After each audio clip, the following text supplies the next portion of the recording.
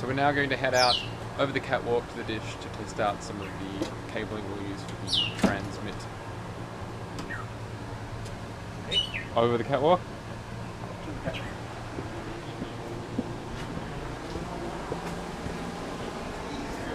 Also, you know, you feel like you're on yeah. Whereas once you get up to the structure, it's really stable. What do you reckon? That's pretty good. Is it running? Yeah. You know, tensioned by the 3 tensioners. Okay. You don't have to like walk on top. It's like No, but apparently somebody was doing that. that'd be kind of fun. It's against the rules, I'm guessing. Yes, against the rules for the one obvious reason, and also because it's potentially damaging the cables in the cable tray. The roof of the cable tray is real flimsy, thin stuff. Yeah. You get a couple places where there's a cables crossing like that, and you step on the junction, and you're pinching insulation, and if it's an RF coax or a fiber, that ain't good.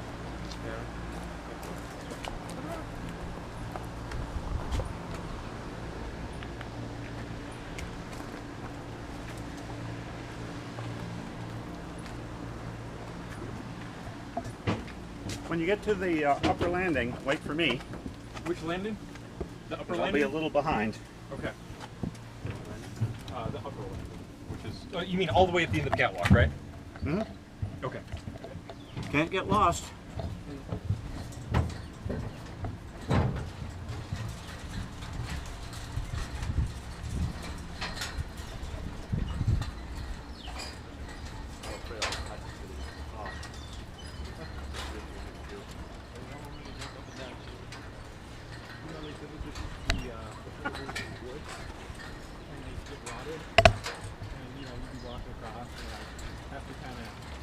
Kick it down, you're about to step on first. Yeah, you don't want to like kick your foot through. So here I am walking over, what is it, 300 meters? Yeah, 300 meters.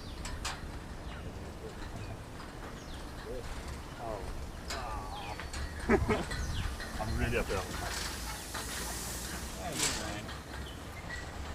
Only 2 people have died here. One of them was in the James Bond movie.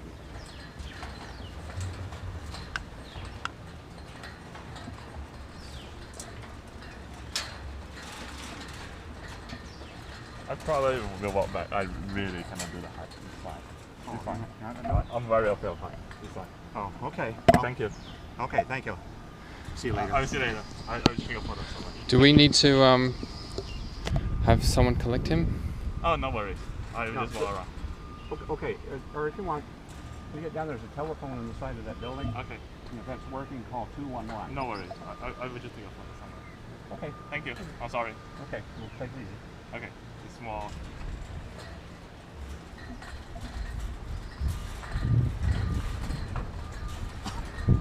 So John, that's the 430 waveguide above your head.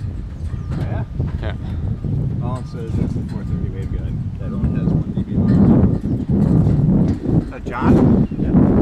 One of the orders, this cable here, Yeah. for the S-band radar, this carries about 65 kilovolts, about 2.5 megawatts of power when that's running.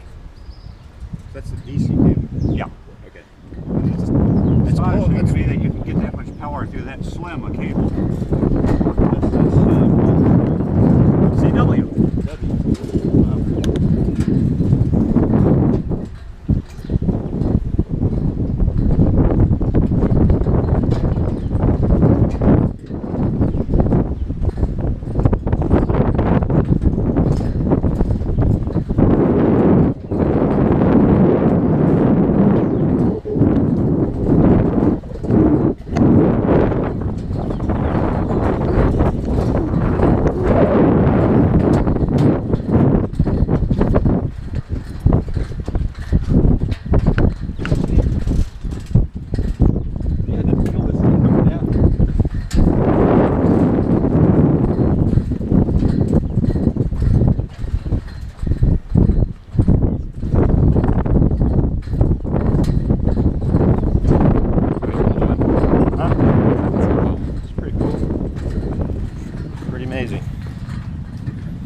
take the lead so you can get some good shots. It's too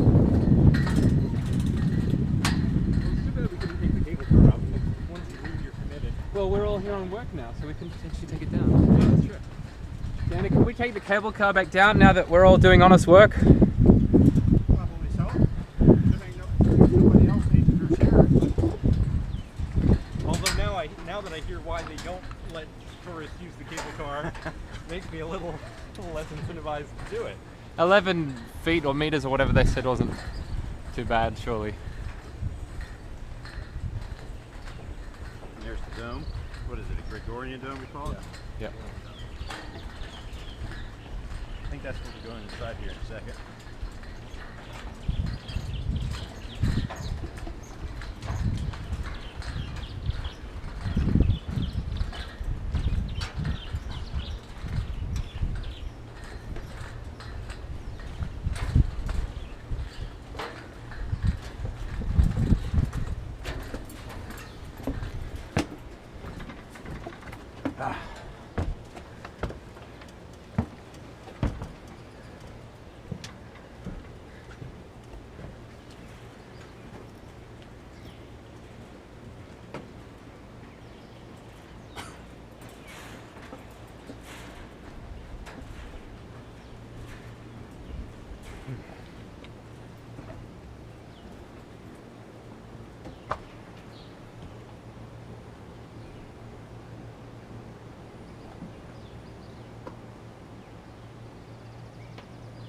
Pretty good.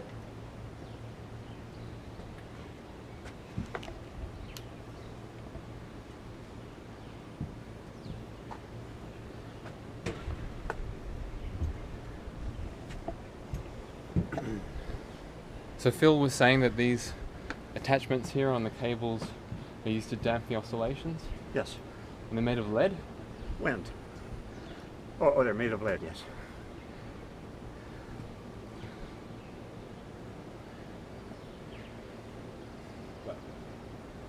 Certainly is a beautiful view. So where we sit, we're roughly 500 feet above the bottom. The bottom being the reflector or the ground? The reflector. The ground's only 10 feet, 15 feet. Yeah, it varies. I've measured about 30 feet in one spot with a little laser ranger. There's another spot where you can stand there and touch it.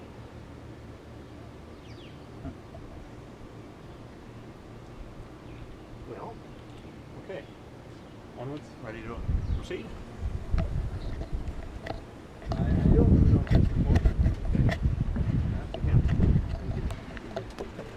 You know it's there.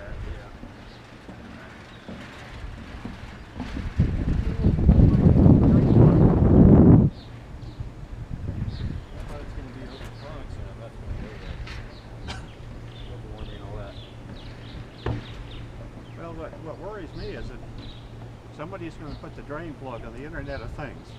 Yeah. And some hacker's going to pull it some night. We'll all be doomed. Something like volunteer.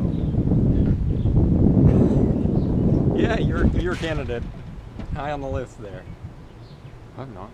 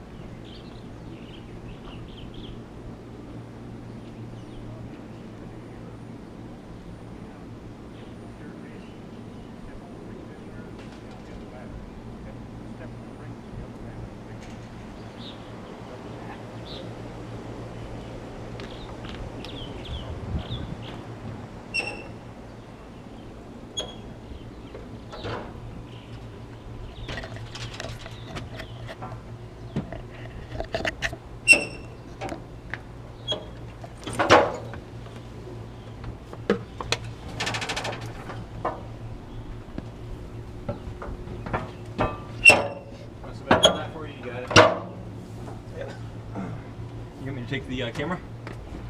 Should be alright.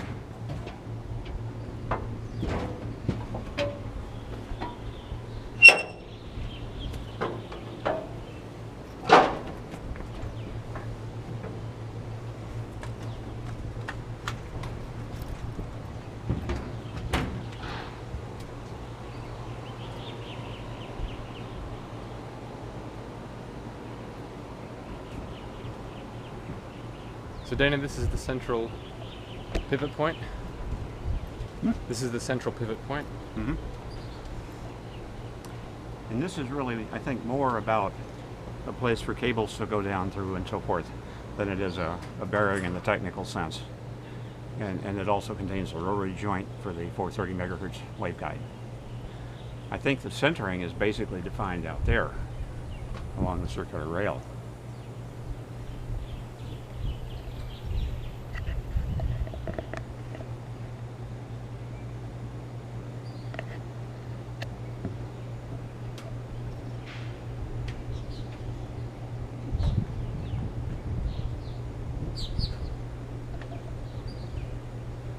Nice little perch for the birds, I guess. Yeah. We have lots of birds here.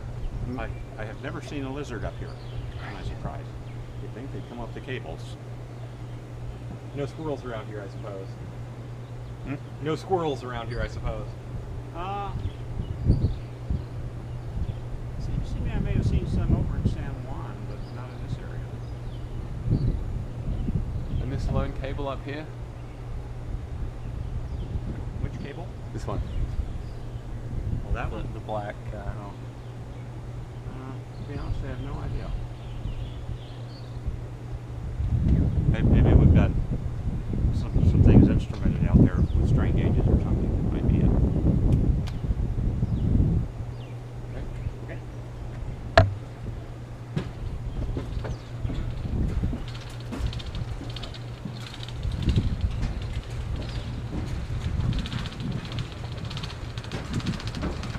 To the left on, you're kind of pointed. Huh? Kind of offset.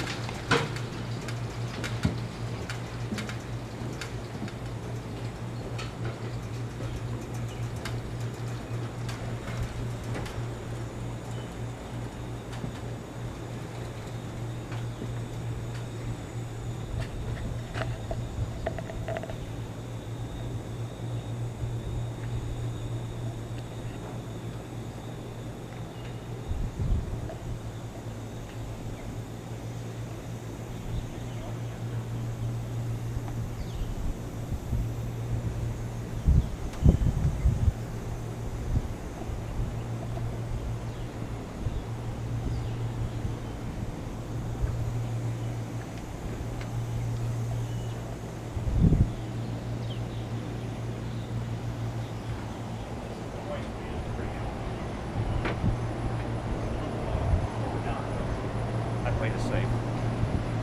What is this one? This is the hoist we used to bring Alpha up earlier this morning. Oh, right. Takes close to half an hour with this one to get from there up to here. Very slow.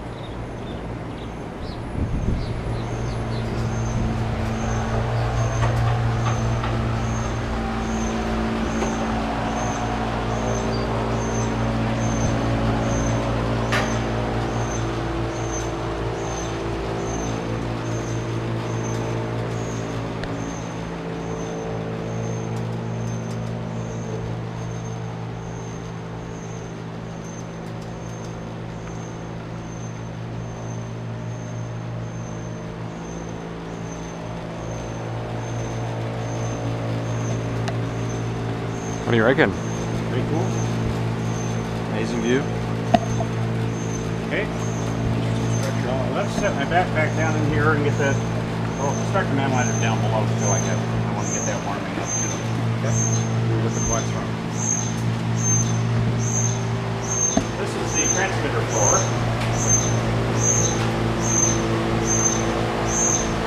And the cable we're going to want is.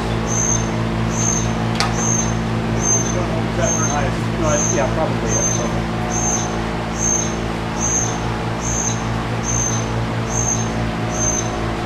There's another one here actually. Oh, It says old cable not connected, so it'll be this one. There's a skinnier one here. Is this it? side down somewhere. Well, this one has the tag on it. It says old cable not connected at blue cabinet below. Oh, okay. It has a cable tie around it.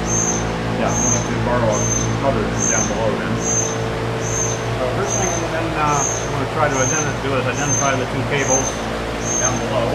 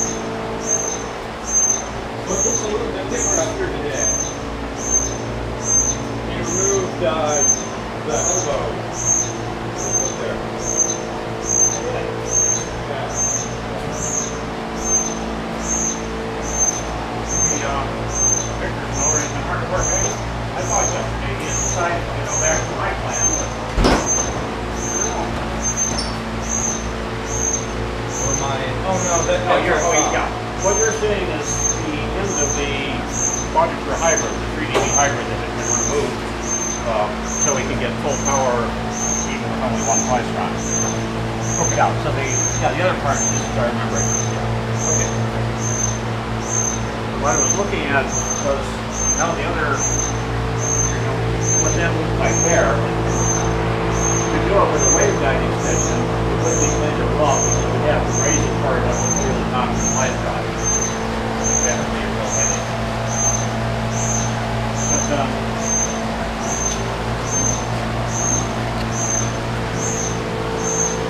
I'll tell you, there's no room up here for that thing.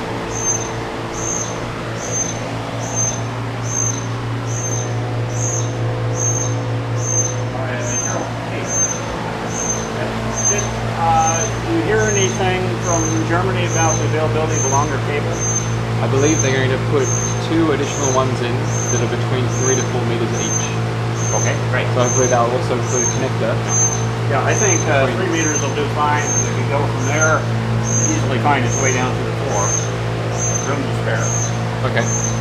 So if the Victor will let us park the transmitter in that little cubby hole corner there, I think that would work out beautifully. Okay. What do you reckon? All stations go. Once we have the PA.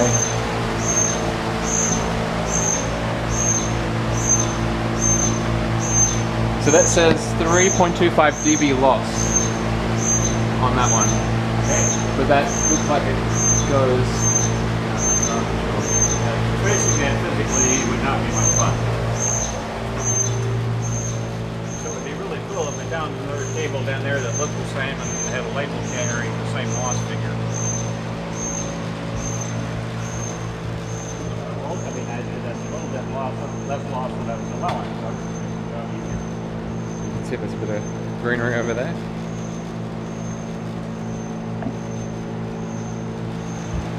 Okay. Now, we'll go down to the receiver floor next. In fact, maybe we'll go down all the way to the bottom of the piece briefly. But from here on down, we've got to watch out because there's a bunch of probably upset and frustrated guys struggling with getting alpha put back in. And they're not going to brook any interference, so we need to stay out of their way totally. That means probably just, except for me going in and looking for cables, probably the rest of you just maybe poke your head in the door and take a quick look at the receiver floor and then not try to go in. That's a good reach.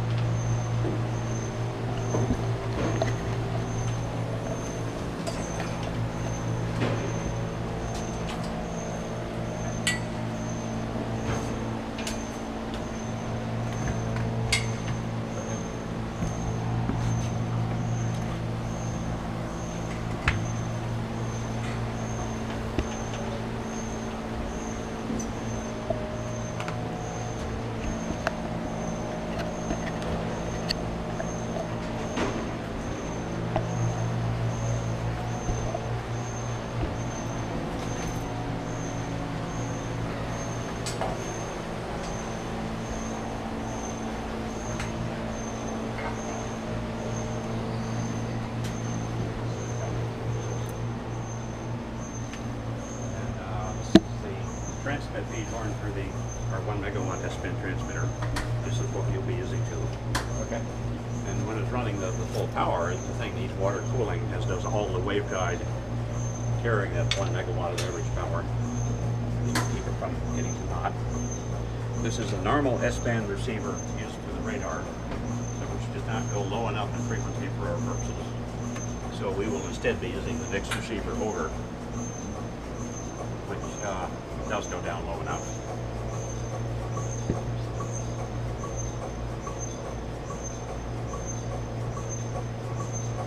There's some sort of film over the end. The film, On the center. on the mouth, that's to keep moisture out. The airspace in here, I mean, it's just a waveguide. You might think you wouldn't need to care, but the upper end of the waveform is getting waveguide is getting into territory where parts of the receiver are still cool enough that moisture would condense and mold would grow and things like that. So the film is placed down near the bottom where it's basically always warm and little or no moisture ever condenses. I have seen moisture condense on the face of alpha at times.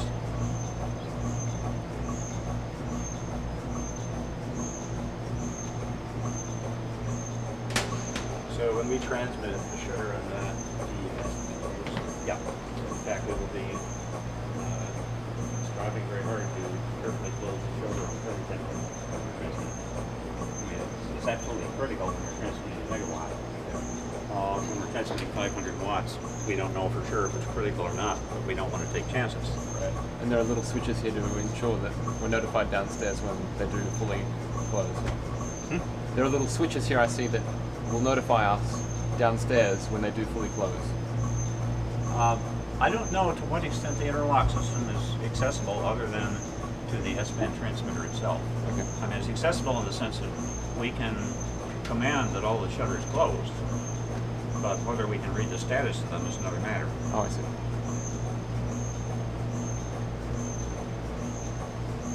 So We this do big know for sure that transmitting here and receiving here with the shutter open is destructive. We had an accident about a year ago and blew the smithereens out of the receivers. I mean, the low noise amplifiers in that receiver. So this big shutter here is actually for alpha. Yes. And so when it's closed, this thing just slides up here, just slides across. Okay, 'cause right now there's just a bolt-on cover.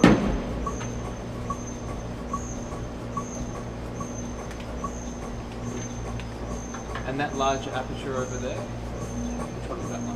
That's the 430 megahertz feed, which is sometimes used for what we call dual beam radar for ionospheric work, where we'll transmit one beam straight up from the spike antenna, which is called a line feed, and another beam off at an angle of typically about 15 degrees, using that one in the dome moved out, and then we'll swing the azimuth arm back and forth full circle either way. Oh, really? Yep, over a period of however long it takes to turn, 15 or 20 minutes. And the scientists can therefore get a collection of angles, so that pretty much whichever way features of the ionosphere are drifting, yes, there'll be at least one point every 15 or 20 minutes when it's the line between the antennas is lined up with that. They can do cross correlations between the radar echoes and get some notion of how fast features are moving and how long they persist.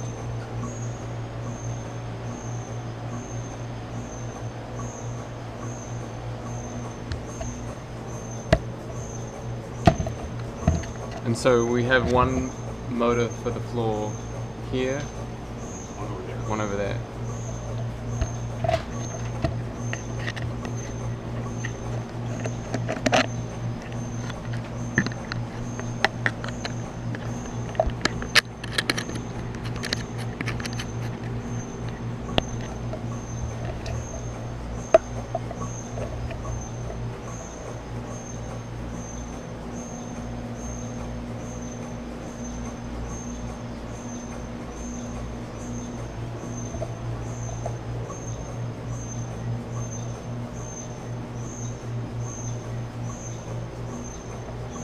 Quite peaceful here, if you can get used to the rhythm of the pump. Alright, so shall we to the receiver floor? Yeah, we should move on. We got work to do. And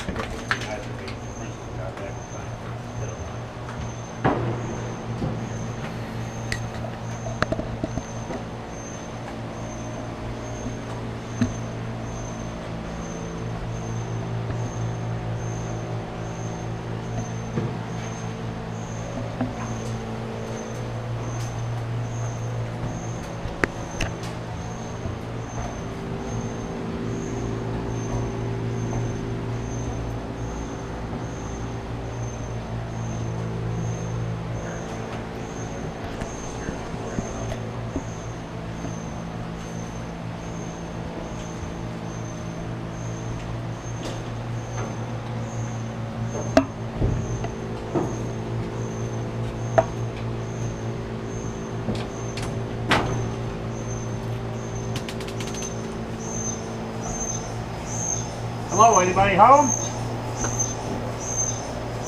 Oh, I think they're gone for lunch. Okay, good timing. Okay, the floor is locked here. Come on in, we can all have a look. Wow, this does look a little different since the last time we've visited.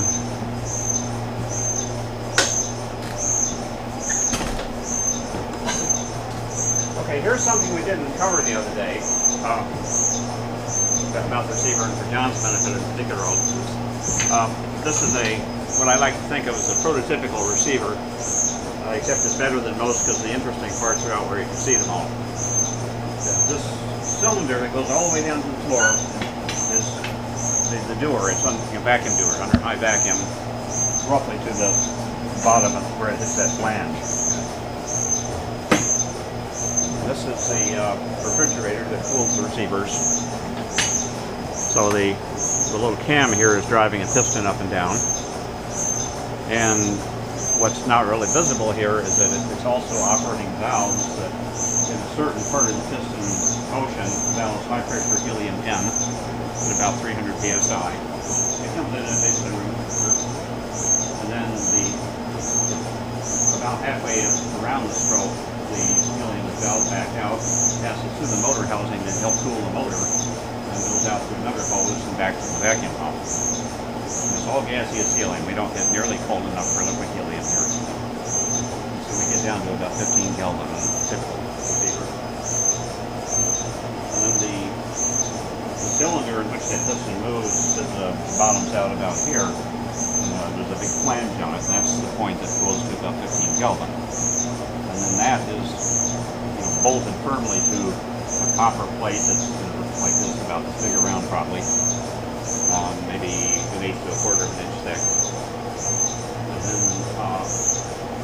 parts like low noise amplifiers that need to be cooled and other microwave parts are firmly coupled to that plate with other copper straps. And at first glance, it all looks pretty flimsy, actually, in terms of heat conductivity. But the wonderful thing is that the thermal conductivity of copper rises by about a factor of 25 over its room temperature value when you get it this cold. Yeah. So it works a lot better than it looks like it ought to. It's one of those few cases where nature was kind. And this connector here? That is a vacuum gauge. This is a type of vacuum gauge that does not work to especially low pressures, but is good enough for judging when the vacuum's good enough that we can afford to turn on the cooler. When we first start cooling one from scratch, the first thing we do is hook a pump up to it and evacuate it down to a pressure of about 1 or 2 microns and let that settle down for a bit. Then we can turn on the cooler. And as it gets cold, the quality of the vacuum improves markedly. And by the time it gets down to the final temperature, that large cold plate is so cold that water vapor, hydrostatic, oil vapor, and all the normal constituents of air actually freeze out. And so when it gets down to that area, the valve and take the pump away, and the high vacuum is still maintaining right to go up.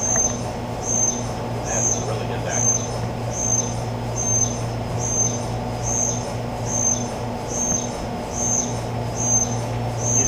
Parts now that haven't been reattached yet.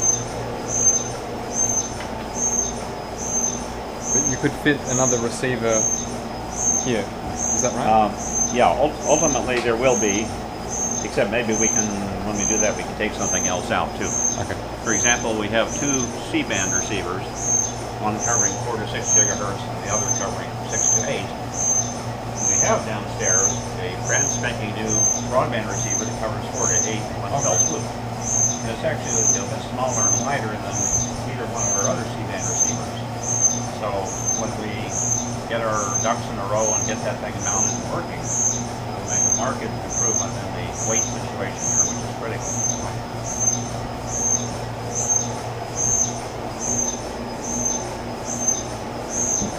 Okay, now I want to go around here for a minute. This is the end of the waveguide. I'm coming from the wrong side of the problem. I'm going to have to get up over the other side. See, there's a sufficient connection. Connect that, and then it goes in. Is that good? Yep.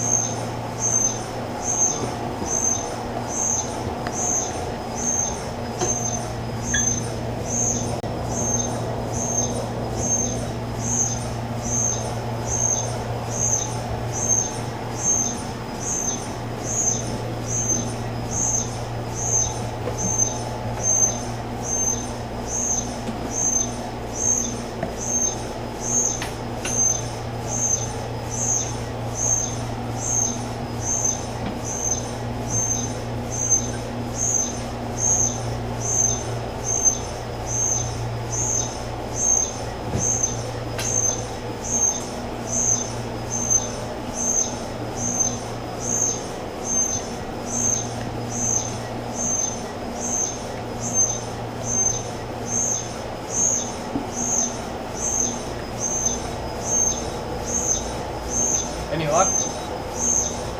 Any luck? Not so far. I found the one that's actually in use that we cannot use. It's not going so well with the other one yet. Oh, that's the same one.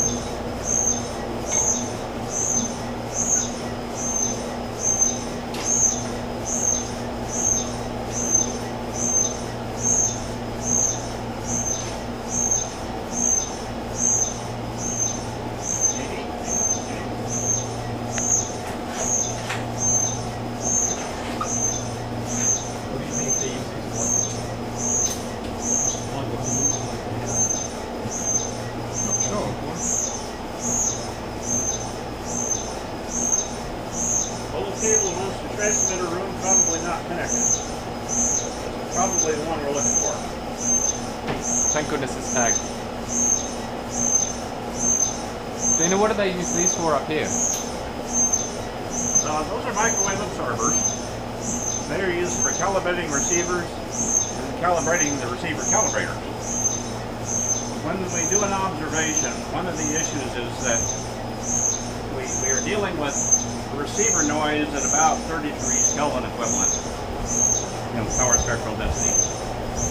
And even with the huge reflector we have, most of the targets of interest have a noise temperature drastically lower, maybe by a factor of thousands. So to detect that, what we have to do is pass the RF, or more correctly, the IF signal to a square law detector, which generates a DC voltage proportional to power. And before any filtering, the voltage is fluctuating wildly. We pass it through a low-pass filter, which smooths out the fluctuations. And if you pass it through a low-pass filter with a long enough time constant, it smooths out the fluctuations to the point that you can detect a 1/10% increase in level because you're pointed into the source rather than the whole sky. But the catch is, all that strategy falls apart in a hurry if the gain of the amplifier, small gain of amplifier, changes by 1 part in 1,000. That's a little teeny fraction of 1 dB, and it's hard to do. In fact, for all intents and purposes, it's impossible to do.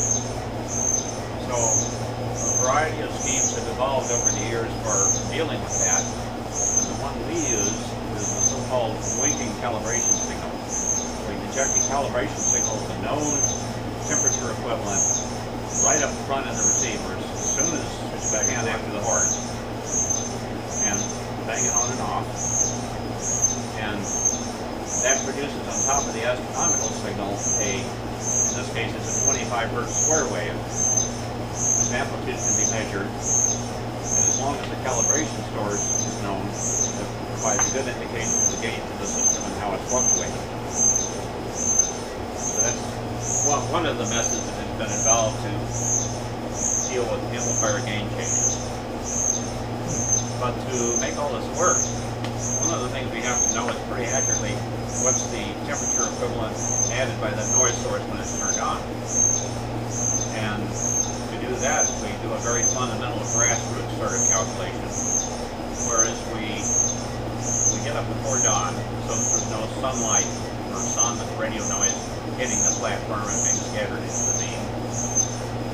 When we put the receiver of interest in the focus, we point the telescope at a cold spot in the sky, a spot that's known to be empty of different sources. We track that. While we're tracking it, we measure the power for a while with the winking calibration turned off. We measure the power during the time it's turned on, and we store those numbers away. Then we rotate the floor 180 degrees, and we get a couple of technicians physically holding one of those absorbers over the mouth of the feed horn. And we do a couple more measurements with the cal source turned on and turned off. And we can call rad if we measure the physical temperature of the absorber. We treat it as an ideal black body, radiating at that temperature. Then from that group of 4 different measurements we've made, we can measure the performance of the telescope, we can measure the calibration level generated by the calibrator quite accurately. And those numbers are incorporated into the normal observing routine, so the calibration is, gain tracking is pretty much transparent to the user.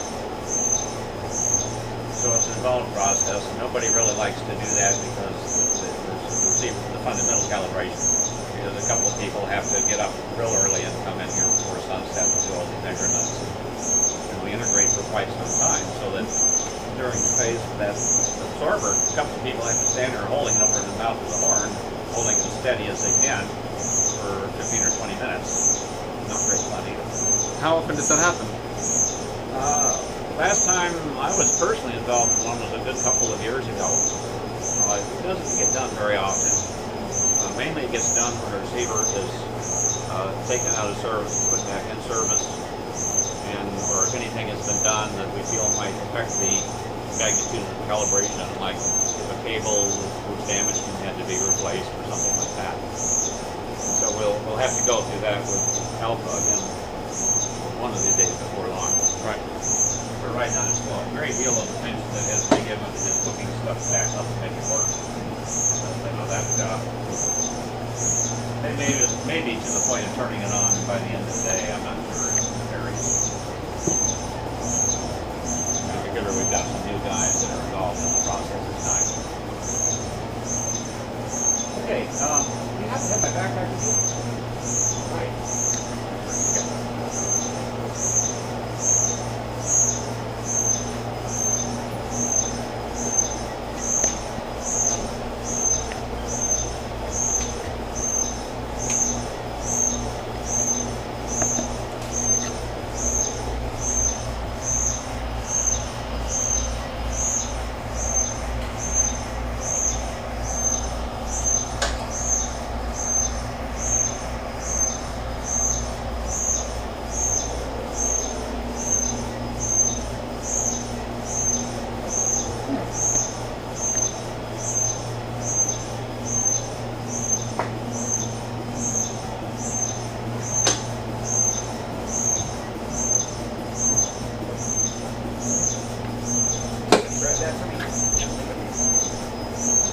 I really don't want to risk dropping it on the receiver.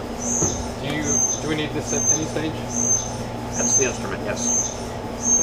Do you want me to pass that? Oh, what happened to the power cord for it? It's on the back? No. Yeah. Well, okay. Let me try to find a power cord. Oh, no, there's one in my backpack. Okay, so that one's up for business. We don't need it here, but we'll need it up there. Can you willing to carry that monster for me? Yes, of course.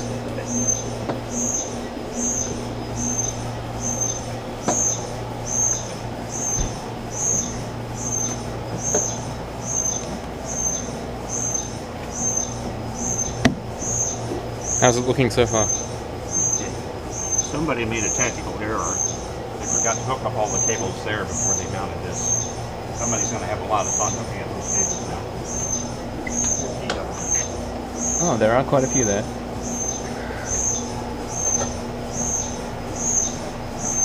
Okay. Then head on back up to the transmitter room. That way we can get some good measurements down here.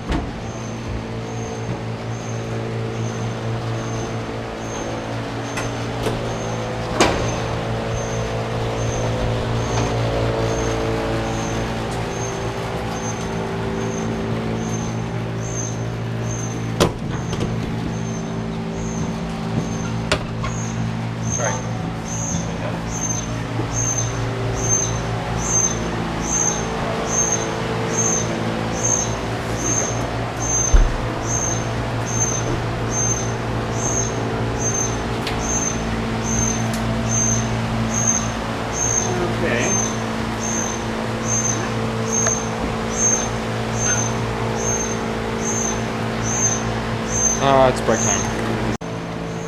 And now we're leaving.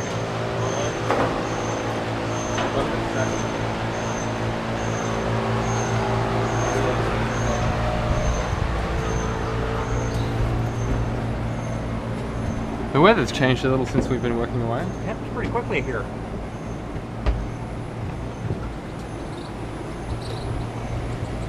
I need to close the door once everyone's out of the way.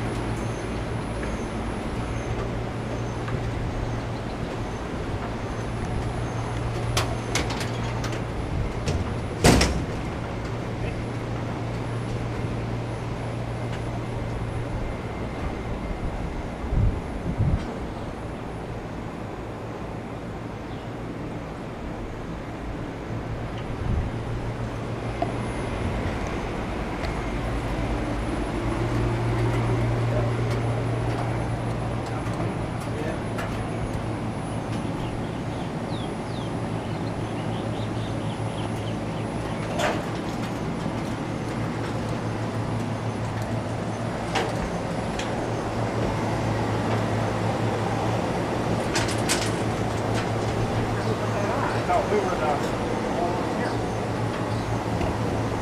Say when I get back here. Why don't we swap? I'll take yours, and then when we see scenic moments, That's okay. then I'll take one of you on yours. But I think we should make a point of it up there because it's quite stunning.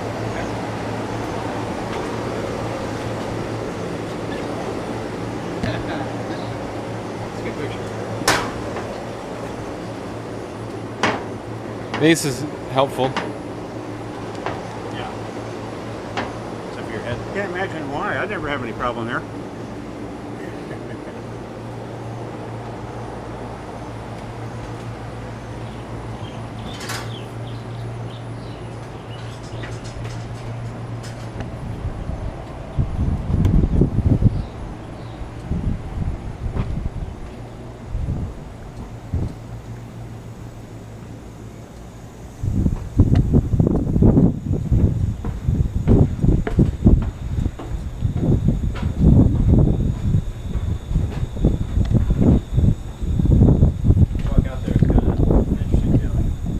Do you mind if I walk a little further? Okay. Is that alright? But if we get rained on, it'll be your fault. I think it would be quite nice in this weather. This heat.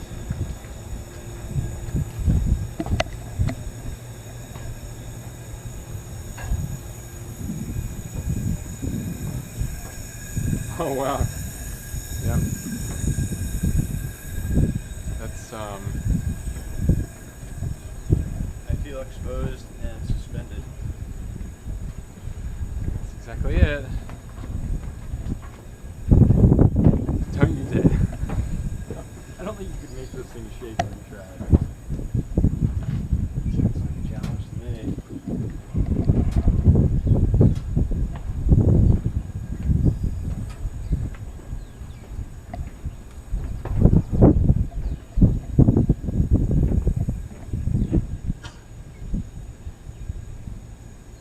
Take a look what's on the platform too. Platform. Turn your camera Platform? around and Oh, Is there a little barbecue up there? you can say that. ballast. Fine tuning.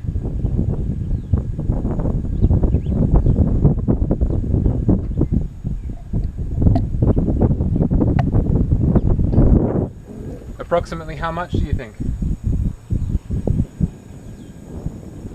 That's Bill. I think it may be 20,000 pounds or something like that. It's not an extreme amount, but a fair amount. All relative.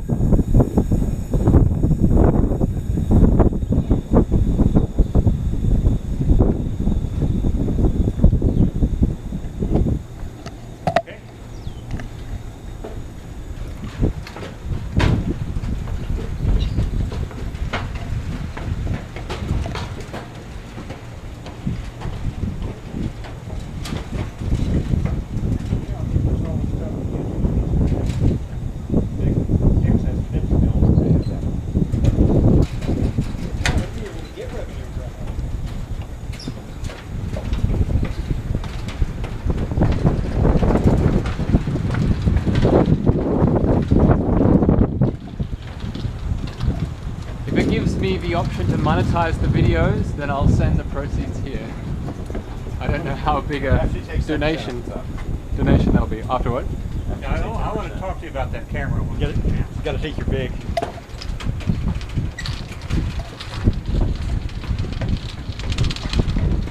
No, I'm happy to send 100% here on that one.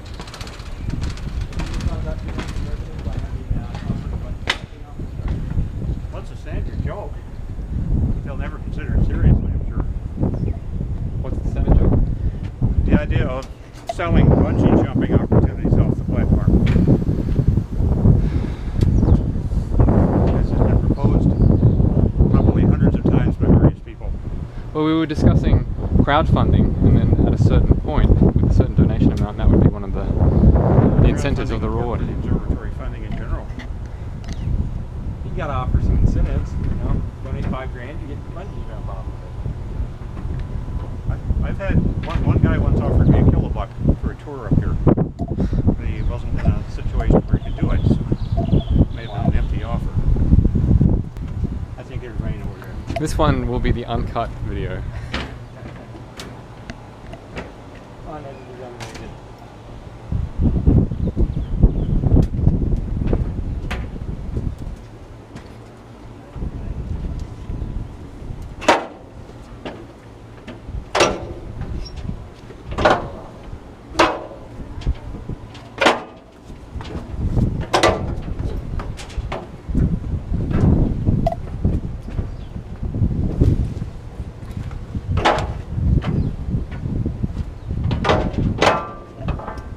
Austin, can I give you that?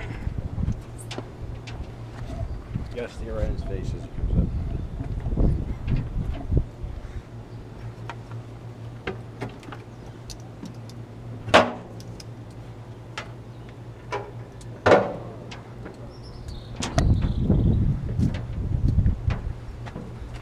Right, so here I have plenty of opportunities for the scenic shots.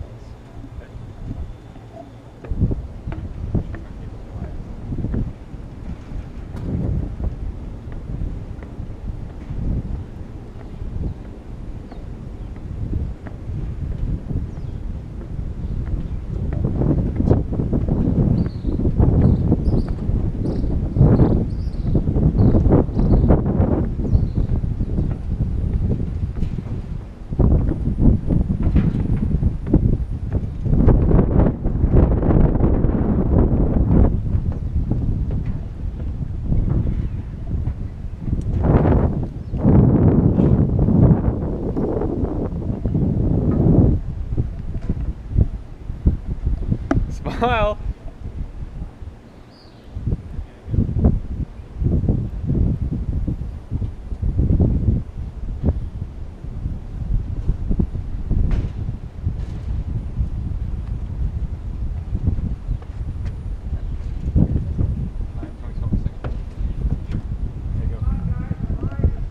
Okay. I'll stay here, and then can you just do a side one? Coming! Coming.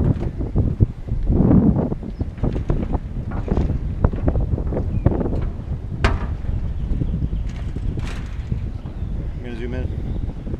Okay.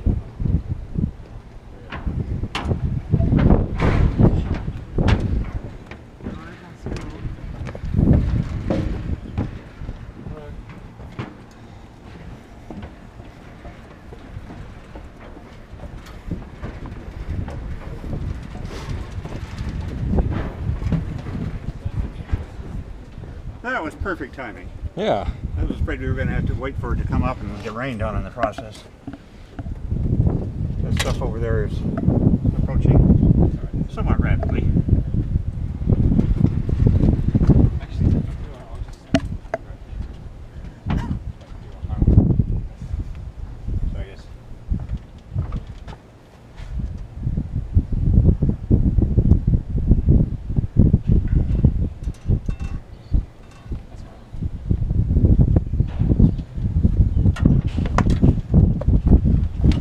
Wow. This thing is simple. Okay, now we need somebody tall. close this one. Somebody distinctly taller than I am. First we need to close those. And then close that one. Okay. Lock. And then this little slide gate that comes across here. This one? I guide that into the switch assembly and the Like so. Which one? that. Okay. Now that horizontal bar.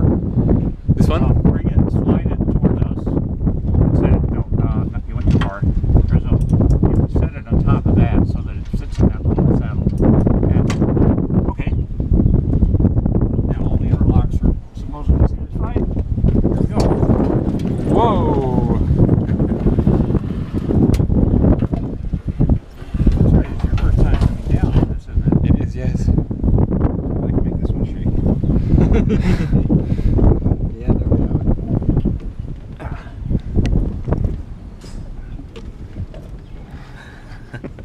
Actually, this will be good in a moment. Oh yeah.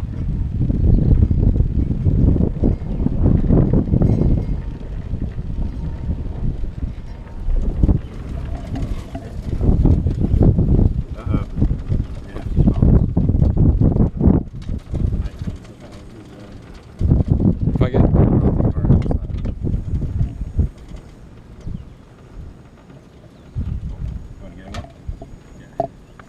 no, we'll swap.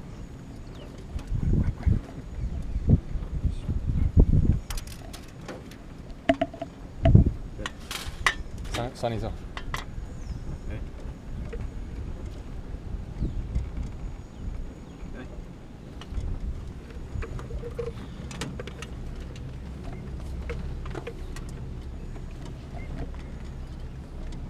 Alright. Smile. Say Arecibo. Arecibo. Let me get a closer one. Austin, could I ask you just to duck down for a second? And then we can do a closer one with both of you. Okay. Yep. Alright, Dana, you get in there too. Okay. You stay there and I'll don't. get you guys. I got enough. You got anti-breakage insurance on the camera? Let's help. That's a good picture. One more. Very close. Can we swap?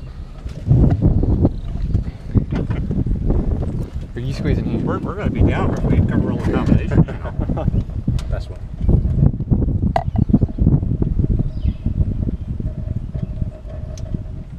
Cool. Thank you. All right. I guess we can go with it right now. Oh, it's so pretty. Yep. Come and have a look at the heaters from here. So what's the long one? That's the line feed for 430 megahertz. Okay. Remember, this is a spherical dish because we take advantage of the spherical symmetry of this to do our tracking. Yeah. But then that generates spherical aberrations, so the focus wavefronts don't come to a focus in one spot along this line. That's what all the other optics in the dome are about, or the line feed. The line feed approach, though, it's a very narrow band. It only works over a few percent of the sphere density. While the optics in the dome work over the full frequency range where they're accurate enough to do the job.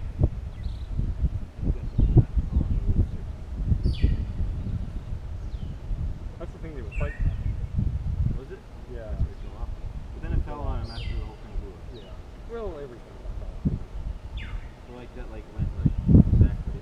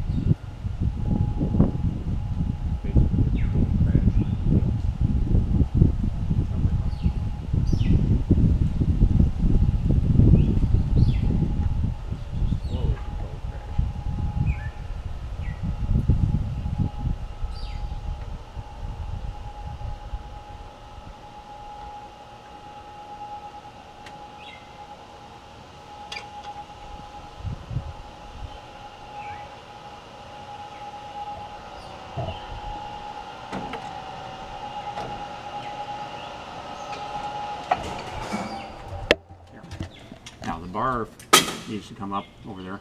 Okay. It'll, if you push it all the way against there, it'll stay. Very cool. After you? Or yeah? Okay.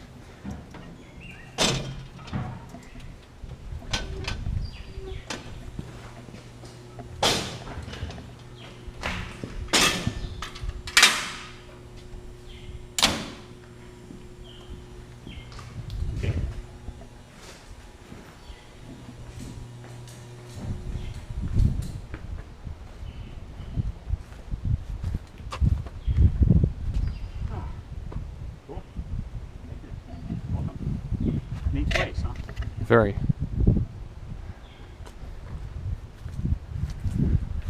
I think it's time for a run around the circumference of the dish. What do you reckon? Maybe later. Probably I have no lunchtime. interest in such a thing, but I think we only have, what's the time? We only have 15 minutes for lunch, so we'd probably better get on. Is that right? It finishes at 1:30ish? yeah. In fact, it may be that the selection has already declined precipitously, but depends on what they've run out of and not. And I don't even know what they were serving today. Anyway, can we get together, I don't know, early mid-afternoon and talk about the setup we want to make down here? Absolutely. Yep. Okay. Now, are we still going to be attempting to do some recording today? I mean, if that's possible, that'd be great. Do what? Some recording? Do you think we could Oh, set up the pass, or is that not possible with the current state of alpha? I don't know. We'll have to ask. Okay. Certainly can't do any recording through Alpha right now, but Of course. it looks to me like things are far enough along that it would be okay to turn the floor. Okay. So I mean, there's a little bit more they have to do to Alpha on that service platform, but from the looks of things, very little. Okay. Maybe half an hour work or so. All right. All right. We can just ask them. You might look it up. Okay. Yeah.